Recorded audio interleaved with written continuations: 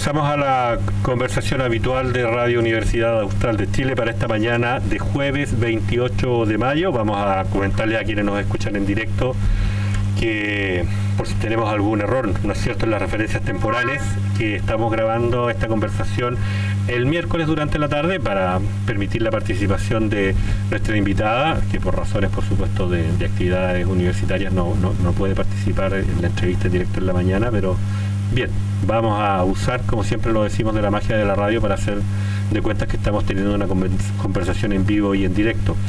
Víctor, ¿me estás escuchando bien? Hola Miguel, sí. ¿Qué tal? Víctor también participa de esta conversación que vamos a sostener con la doctora Paula Villagra, académica del Instituto de Ciencias Ambientales y Evolutivas de la Facultad de Ciencias de la Universidad Austral de Chile e investigadora del Núcleo Centro de Fuego y Resiliencia de Socioecosistemas, FIRESES, de la Universidad Austral de Chile. Paula, ¿cómo está? Muy bien, gracias. ¿Ustedes? Bien, bien. Nos costó un poco salir al aire, pero lo logramos resolver gracias al trabajo técnico de nuestros sonidistas y periodistas, Sebastián Valenzuela y Diego Castro. Gracias colegas. Bien, iniciando esta conversación, lo habíamos anunciado, Paula, a propósito de la memoria en torno a la conmemoración del terremoto de 1960. Estábamos preguntándonos acerca de la resiliencia como una característica de la ciudad de Valdivia, pero claro, antes de entrar en ese tema queríamos redundar en acercarnos al concepto de resiliencia desde la expertise investigativa que en el núcleo tienen. Sí, gracias. Mira, específicamente en el núcleo hay una línea que trata el tema de la resiliencia y gobernanza de los ecosistemas, y se trata más, tiene que ver, está en la línea de la resiliencia comunitaria.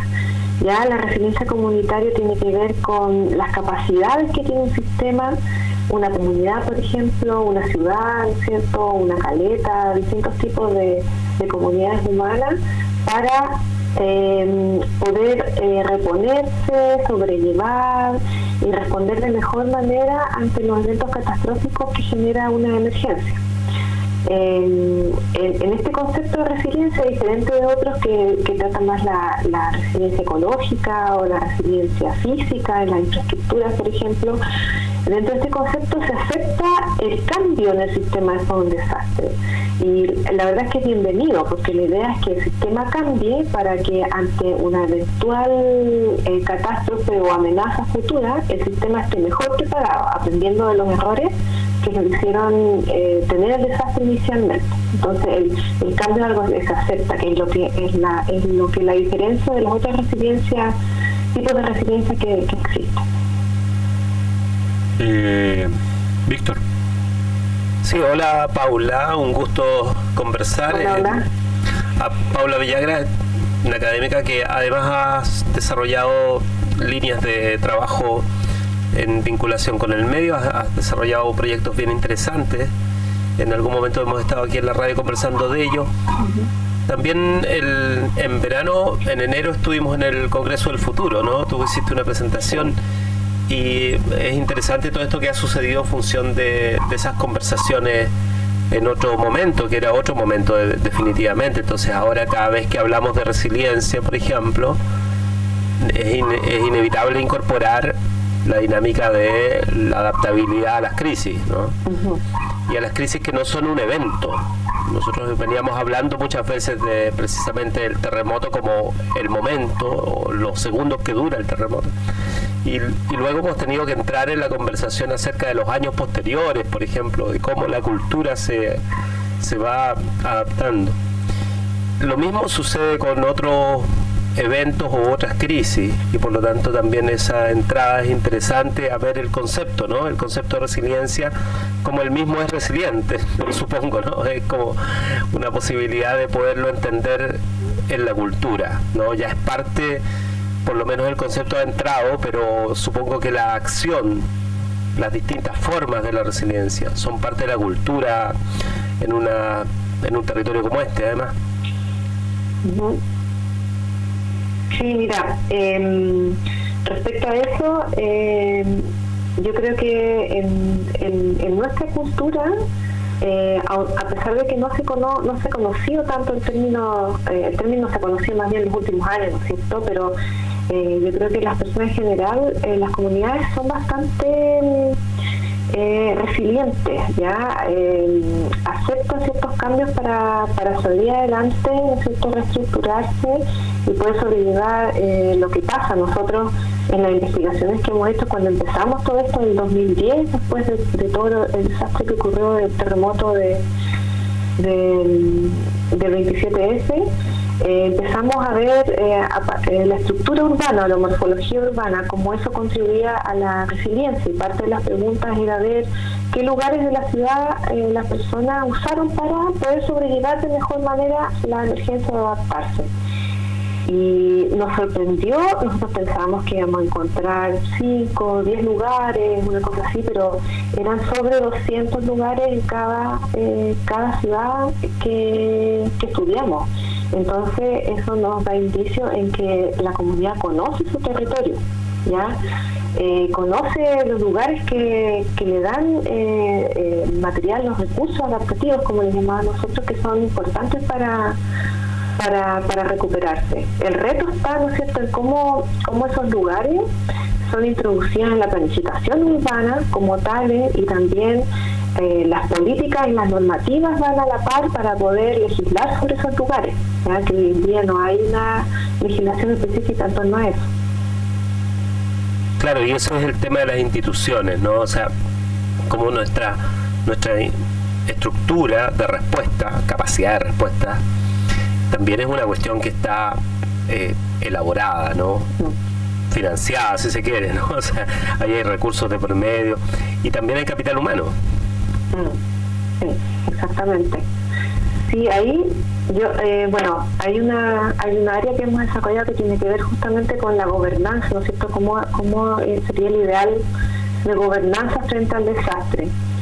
Y ahí lo que hemos visto es que la gobernanza que incluye, ¿no es cierto?, toda la interrelación entre normas, las políticas, las leyes, las instituciones de emergencia, la comunidad, todos los actores deberían estar interrelacionados y con una jerarquía en el fondo, y en un sistema lo suficientemente flexible para que distintos actores podían tomar un rol, porque lo que pasa en una catástrofe, en un desastre, es que de repente los actores de los que dependemos usualmente no están disponibles por distintas razones.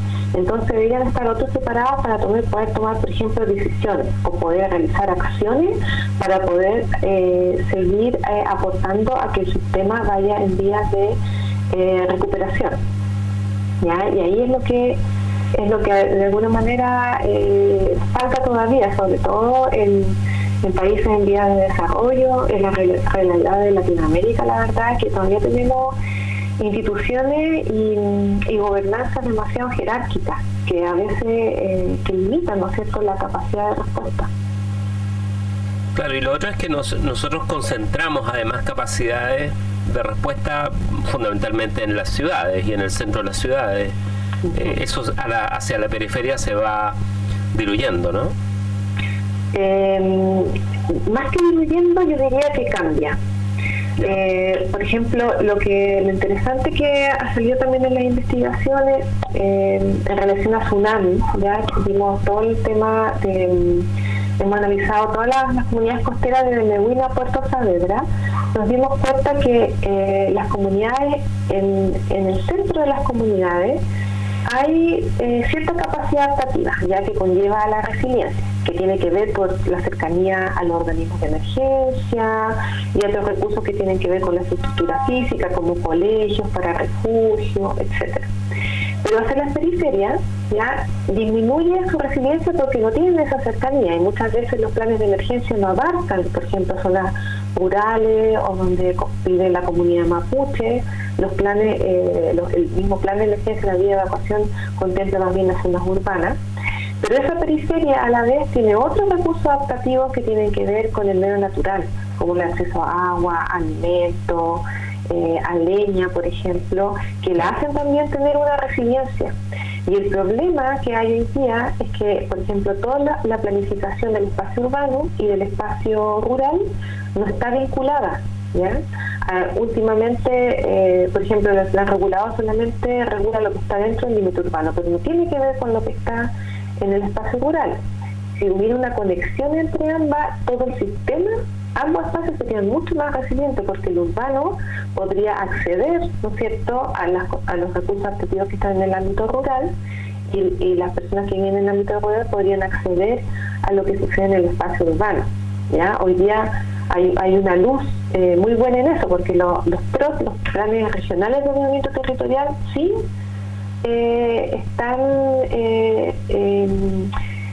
regulan bajo esa vinculación, ¿ya? Y hoy día se les ha empoderado un poco más para que las municipalidades también sigan lo que ellos están normando, o como ellos están ordenando el territorio. Entonces ahí podría haber una buena salida a futuro en ese sentido. Claro, en términos de gobernanza. Y dado la situación actual, porque nosotros estamos en medio de una crisis que se ha dimensionado en temas económicos, en temas sociales, obviamente en temas sanitarios, en temas territoriales. Al final, por ejemplo, nosotros cuando hablamos de economía es inevitable que te digan, y todos los ejemplos son, en tal situación y en tal lugar y en tal momento pasa esto, y a eso tal es la respuesta, qué sé yo. Entonces hay una bajada hacia el territorio bien importante. Y más allá de las respuestas también tiene que ver con los comportamientos, ¿no? Y por lo tanto con las formas de ponerse de acuerdo para tener determinados comportamientos en colectivo. Y eso pareciera ser algo distinto a la gobernanza, o no. Ahí yo te lo pregunto en todo caso, para saber cómo podemos entrar en el ámbito ya de las conductas, como decía, colectivas. Mira, el tema actual de la pandemia, la verdad es que, como tú bien decías al principio, es algo bastante distinto, ¿no es cierto?, a lo que hemos estado expuestos habitualmente en general, porque siempre nos exponemos frente a eventos que ocurren rápidamente, generan una destrucción también bastante amplia en áreas determinadas, y esa destrucción se genera en un periodo corto también. Entonces conocemos el alcance de esa destrucción y sabemos que terminó en ese momento y podemos empezar a planificar en ese momento, ¿no es cierto? Y la comunidad, los organismos de emergencia, etcétera, generan sus planes y empiezan a ver cómo salimos de la emergencia y empezamos a la reconstrucción. Ahora, el tema de la pandemia es bien único, ¿no es cierto?, para los que no hemos estado en estas situaciones anteriormente, porque día a día cambia el evento y cambia su magnitud, cambian las dimensiones de la resiliencia que se ven afectadas, ¿no es cierto? Entonces la respuesta, yo creo que todavía estamos dando respuesta, ya más que muchas soluciones. Ahora, en el ámbito urbano, que es el que yo me manejo, ya hay varias cosas que llaman la atención. Por ejemplo, la importancia que empieza a haber en esta pandemia en relación, por ejemplo, a la existencia de áreas verdes, y cómo de alguna manera en ciudades más pequeñas, ¿no es cierto?, intermedias como Valdivia, eso facilita algunos aspectos como la movilidad de las personas o la conexión de ciertos barrios en forma más, si lo queríamos decir, un poco más segura, ya dentro de ciertos límites. Las áreas verdes se están también convirtiendo en un tema importante para no solamente para resolver el día a día de la movilidad en algunos sectores, sino que se está pensando que a futuro van a ser un elemento muy importante para planificar ciudades que estén mejor preparadas a la pandemia. Por ejemplo, sistemas de áreas verdes interconectados que relacionen a la comunidad con comercio, con los sistemas de salud. Parece que viene a ser algo muy importante, ¿ya? Claro. Sí. Eso es algo que te puedo comentar en el aspecto del ámbito urbano. La otra cosa que llama la atención también es el tema de los bajos niveles de CO2, ¿no es cierto?, que estamos emitiendo, diría que se ve como algo positivo, que desde el punto de vista también del desarrollo urbano adelante se está viendo cómo hay una transición medioambiental en toda la planificación, en la respuesta que estamos dando para que eso se mantenga, ya, porque ninguna de las políticas y de las instituciones antes a cargo de esto habían logrado bajar el porcentaje de contaminación a lo que se ha bajado hoy en día. Entonces también eso es importante para el espacio urbano. Entonces estudiar, por ejemplo, cómo son los comportamientos que a lo que venía tu pregunta, es súper importante estudiarlo y conocerlos a fondo hoy en día, porque en el fondo eso nos va a dar luces de cómo podemos estar mejor preparados para una pandemia futuro desde el punto de vista de la planificación urbana. Es incorporarlo en la planificación y reintegrarlo en nuestras ciudades a futuro. Claro, o sea, en este minuto hay flexibilidad del distanciamiento social, por ejemplo, ¿no? Uh-huh. Y no está dicho así, pero en la práctica lo es. O sea, sí. Tú vas a un servicio público o privado, cualquiera sea, incluso uh-huh. Al comercio mismo, y aparte de la mascarilla, hay cosas que ya han sido superadas, digamos, por los usos, y esto paralelo a información disponible acerca de la gravedad de asumir esa conducta. Sí. Es paralelo esto, ¿no? O sea, nadie podría decir de que es que yo no sabía, ¿no? O sea, la información, incluso en los medios masivos, de manera incluso superficial, pero está la información, ¿no? Sí. Está el efecto, ¿no?, que provoca sí. la falta de rigurosidad sí. en mecanismos que todos ya hemos conocido. Sí. Yo creo que ahí lo que según yo pienso, lo que pasa es que, mira, en la resiliencia también, ¿no es cierto?, está la dimensión física, ¿no es cierto?, nuestro espacio urbano concreto, etcétera. Pero por otro lado hay una dimensión emocional también que tiene que ver con la resiliencia, tiene que ver con lo que nos pasa a nosotros mismos. Y eso va definiendo cómo actuamos, ¿ya?, y cómo usamos el territorio.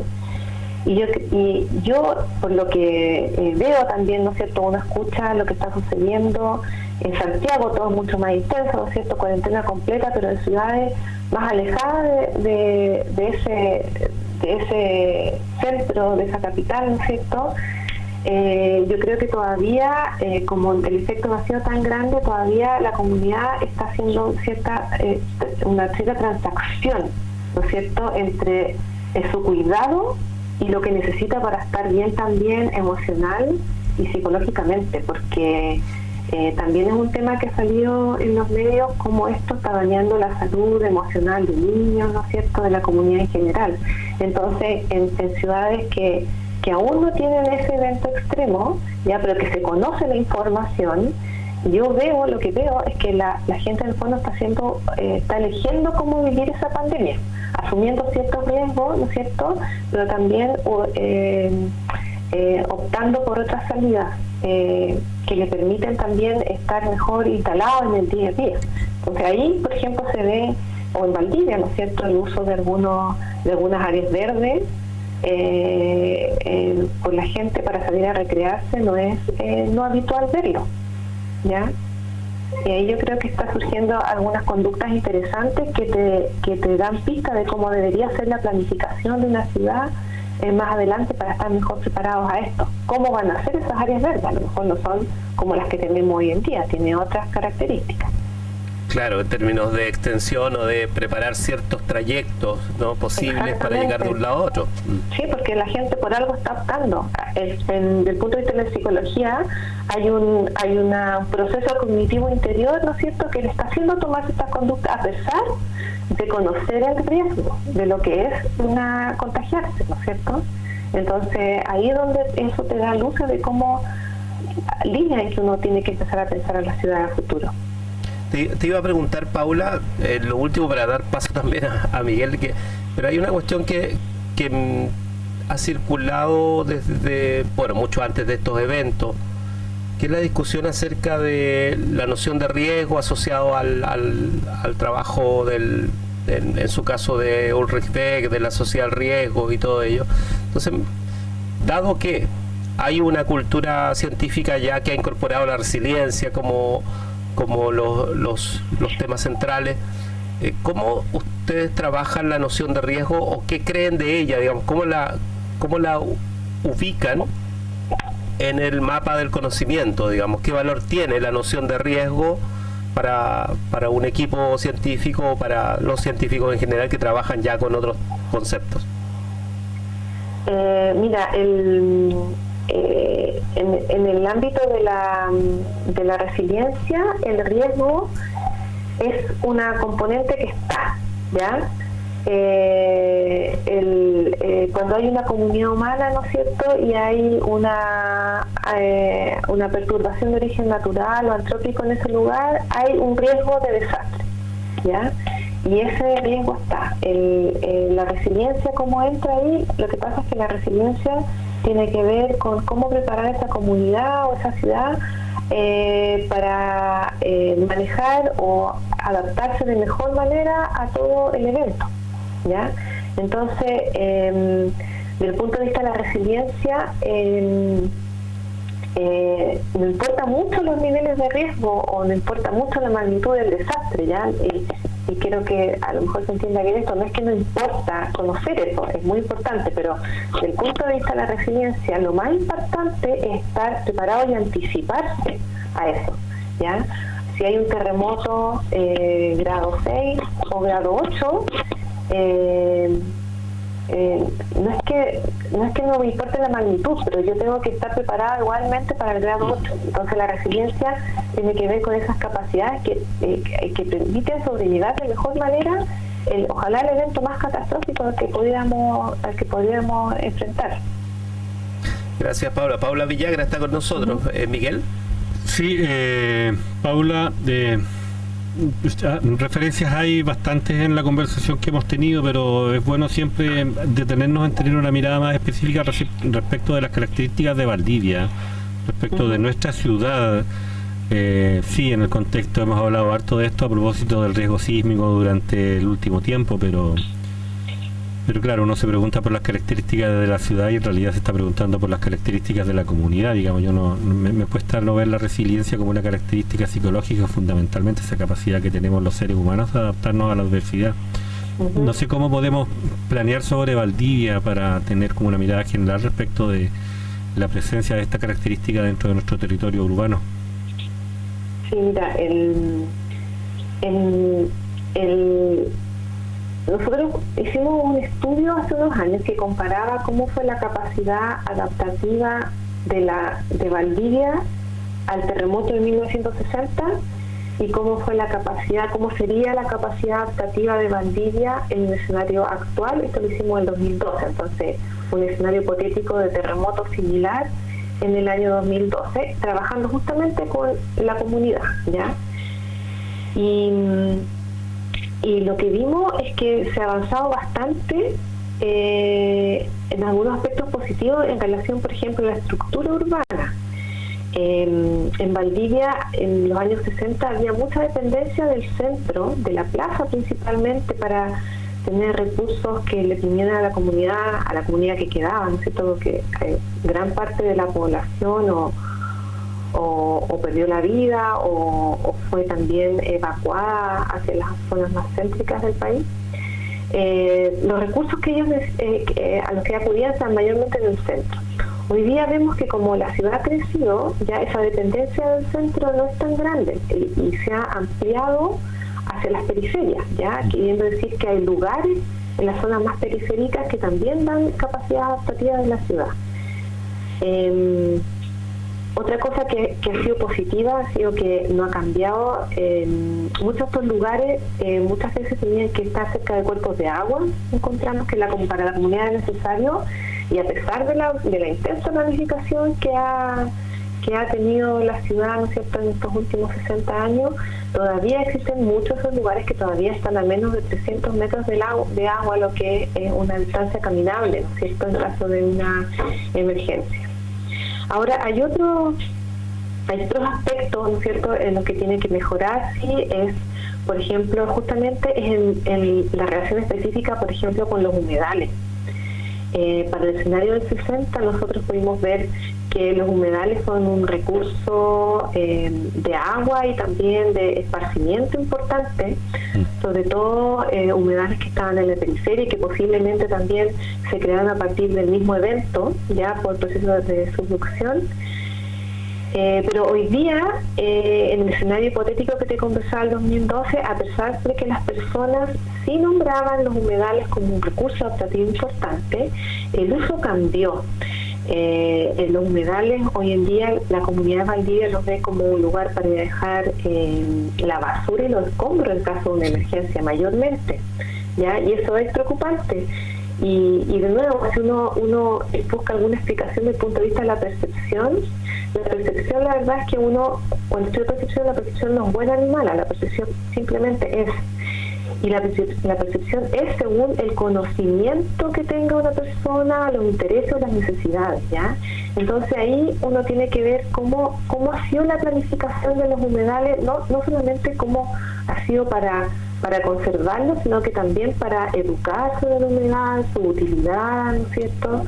Y ahí a lo mejor donde hay que ponerle énfasis en la planificación a futuro de la ciudad, porque no solamente hoy ya tenemos una ley de humedales urbanos, que es súper importante, pero la ley va a ser muy importante para conservarlo, pero también la comunidad también tiene que conocer la importancia de un humedal, que no solamente por su belleza escénica, sino todos los otros servicios ecosistémicos que nos dan, y en caso de un desastre son muchos los servicios ecosistémicos que podría brindar los humedales.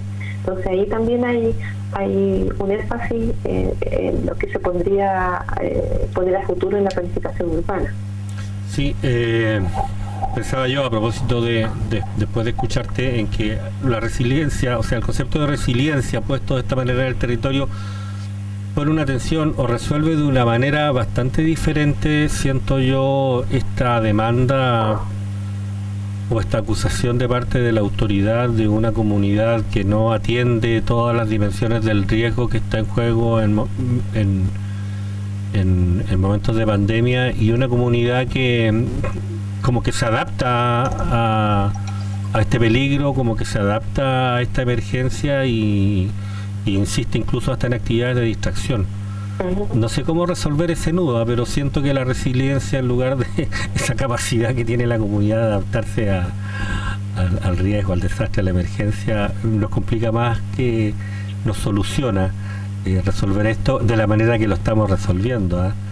De ahí digo, ese es un primer comentario, porque un segundo comentario es que efectivamente cuando yo pongo la gobernanza en lo que es la gestión del riesgo sobre la mesa, también esta atención de una autoridad que reta, que le llama la atención, que llama al orden a la comunidad, una autoridad digo, versus una comunidad que quiere participar, que quiere tomar medidas, que quiere también protagonizar parte del control de la emergencia, se resuelve también de una manera distinta. Digo, ahí hay dos nudos de tensión, resiliencia, gobernanza, que cuando yo analizo las tensiones que tenemos en este minuto, por lo menos desde las que se transparentan a través de la comunicación, se resuelven de una manera alternativa a la forma en la que se están sancionando ahora. Sí, mira, respecto a lo primero, yo veo el tema de la resiliencia, ¿no es cierto? A diferencia, por ejemplo, no sé, del riesgo, que uno podría decir, no sé, esto uno podría poner los niveles de riesgo, ¿ya? O no hay riesgo, ¿ya? O hay un nivel máximo de riesgo. La resiliencia, la verdad es que uno es muy difícil cuantificarla como tal, porque no tiene límites, ¿ya? Ni para abajo ni para arriba, ¿ya? Y lo importante de la resiliencia es que esa capacidad adaptativa es la que se mide, ya, de la comunidad, y se mide por un lado para saber cómo es la capacidad misma que tiene la comunidad, y por otro lado para entender cómo la comunidad se adapta, cómo usa, por ejemplo, en mi caso, su territorio para adaptarse. Comprender eso te ayuda, si lo usas bien, ese material te ayudaría a tener una mejor planificación del territorio, porque estás integrando la visión de la comunidad. Y por otro lado, también estás entendiendo de que a lo mejor hay algunos comportamientos en la comunidad que no van en buen camino, ¿ya? Por ejemplo, no sé, no evacuar a la zona segura en caso de un tsunami, pero hay que entender por qué está pasando eso, ¿ya? Porque también se resuelve desde el punto de vista de la planificación en otras dimensiones, la dimensión a lo mejor social, la dimensión más comunitaria, no solamente la dimensión física del territorio, ¿ya? Sí. Y del tema de la gobernanza, para mí claramente la gobernanza adaptativa es la clave en esto, porque la gobernanza adaptativa te requiere que haya un sistema suficientemente flexible ya para reordenarse o reestructurarse en temas ya de recursos económicos o recursos humanos para poder llevar llevar el desastre, por ejemplo, a una escala menor. Si uno podría hablar un poco de gobernanza de solamente el sistema de salud hoy en día, uno ve que, ¿no es cierto?, los médicos, las enfermeras se están contagiando, etcétera, pero han podido acudir a otros recursos que tiene el sistema de salud, algunos estudiantes en práctica o algunos técnicos, ¿no es cierto?, han sido suficientemente flexibles como para cambiar roles y asumir y flexibilizar el sistema, ya ante una presión enorme, ya flexibilizar también la infraestructura para que dé cabida a otros usos, a las camas UCI más relevantes, etcétera. Esa misma flexibilidad, ¿no es cierto?, a lo mejor uno debería tenerla en otros ámbitos para dar mejor respuesta también. Sí, Paula Villagra, académica de la Universidad Austral de Chile, conversando con Radio Universidad Austral de Chile en torno al concepto de la resiliencia. Para despedirnos, sí, hemos hablado de resiliencia en el contexto de sismos, de desastres naturales, en el concepto en el contexto de este escenario pandémico que estamos enfrentando ahora, a propósito de la expertise que tienen ustedes, fundamentalmente en contextos de la resiliencia que tiene que, no sé, enfrentar, desarrollar, protagonizar, no sé cómo decirlo, la comunidad en contextos de incendios. Pero en contextos de la crisis económica que comenzamos a vivir y en contexto de la crisis económica que se desarrollará dentro de los próximos meses, que se anuncia como la peor de la que tengamos memoria, sí vamos a aprender mucho de resiliencia probablemente de partes importantes de los sectores de la comunidad. ¿Cómo? No te escuché bien la pregunta. Sí, te digo que en el contexto nosotros hablamos de resiliencia en el contexto de incendio, en el contexto de desastres naturales, en el contexto de terremotos, en el contexto de pandemia incluso, todo asociado al riesgo. Pero probablemente vamos a aprender mucho de resiliencia comunitaria, en este caso, en el contexto de la crisis económica que ya comenzamos a vivir y que sabemos se va a agudizar dentro de los próximos meses y que se anuncia como la peor de las que tenemos memoria. Paula, ¿me escuchas? Sí. Paula, Víctor. Te agrego otra pregunta a ello, es el tema algo que también es muy actual, que es el tema del control.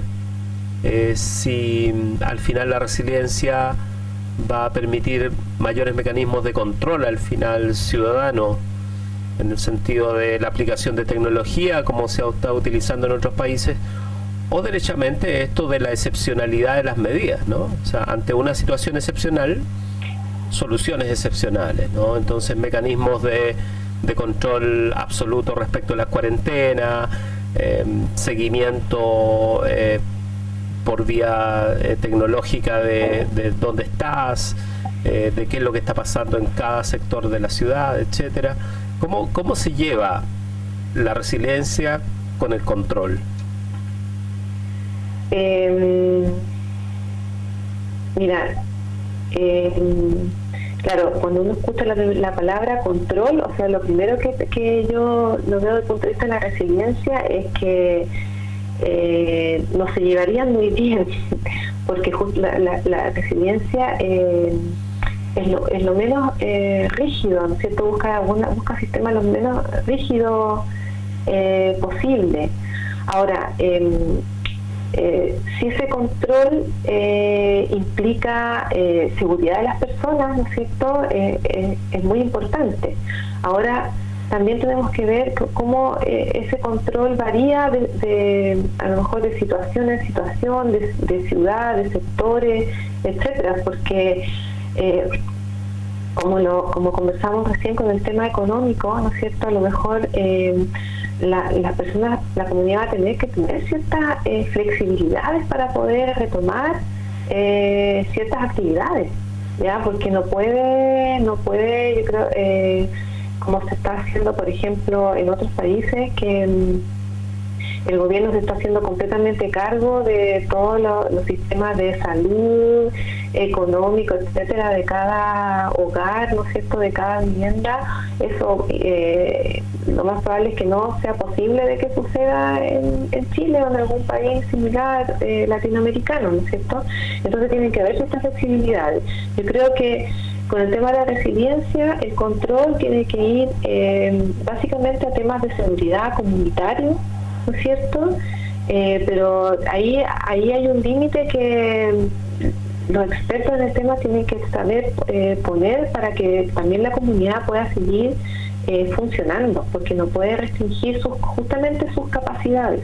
¿Ya? Yo creo que lo importante hoy día, a la par de ¿no es cierto?, imponer o proponer todas esas soluciones, es también observar qué pasa con la comunidad. ¿Ya? La resiliencia también te invita a eso, ver qué está haciendo la comunidad, cuál es su comportamiento, para que las decisiones también vayan en esa línea y así se pueda ajustar, ¿no es cierto?, un nivel de control para una comunidad segura, con una flexibilidad que le dé a la comunidad las posibilidades para seguir avanzando. Perfecto, Sam. Muchas gracias, Víctor. Paula Villagra, muchas gracias. Gracias a ustedes por la invitación. Sí, una grata conversación. Esperamos volver a conversar aquí en Radio Universidad Austral de Chile. Nos reencontramos. Sí, nos reencontramos. Muchas gracias, Chao. Víctor. Nosotros vamos a hacer una pausa musical y regresamos con la pauta habitual de los días jueves. A las 11 de la mañana tenemos un programa especial de la Dirección Museológica, a propósito del Día del Patrimonio. Perfecto. Muchas gracias, Víctor. Gracias, Paula. Gracias a ustedes. Hasta luego. Hola. Vamos a la pausa.